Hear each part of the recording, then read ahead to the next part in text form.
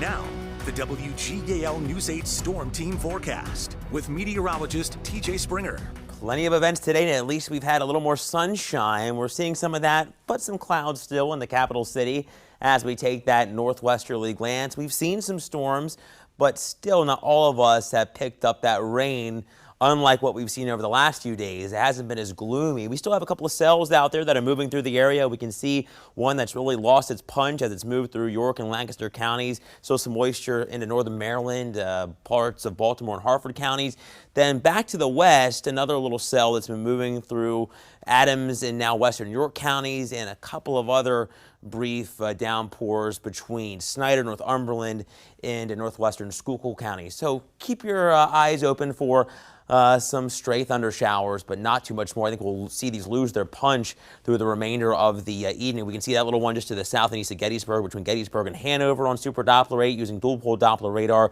There are some other downpours just south of Sealands Grove, all these working eastbound. There's that one just to the north and west of Pottsville on the I-81 corridor north of Pine Grove. If you're getting out to Clipper Magazine Stadium, a doubleheader underway. The second game likely going to begin closer to 8 o'clock. May see a stray storm.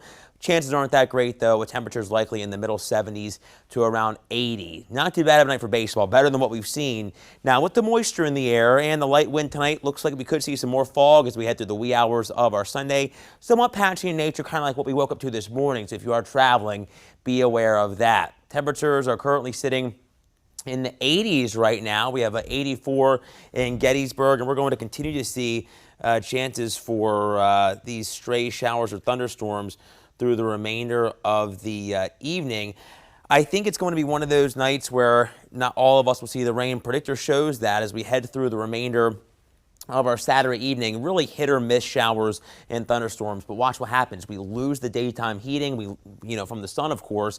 By 11 o'clock, everything's pretty much gone in terms of rain, and we'll see some partial clearing through the overnight. Now, as we head through Sunday, though, same story. That upper low is starting to traverse eastward, and still with some lingering energy in the atmosphere, we could see a couple of thunder showers popping up during the heating of the day. May see a row stronger one or two with some of that instability, but same situation. We lose that setting, the sun, and that will allow that instability to fade. Now, Monday, that's a completely different story. We have a new risk from the Storm Prediction Center. It does include most of the valley, that slight risk, which is a level 2 out of 5.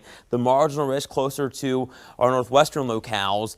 And this means we could see some hail, some gusty wind. The tornado threat is low, but it's not zero. So what are we expecting? I think scattered severe storms are a possibility Monday afternoon and evening. I think 2 to 9 p.m. is really that window for those stronger storms from west to east, of course, as that cold front slides through.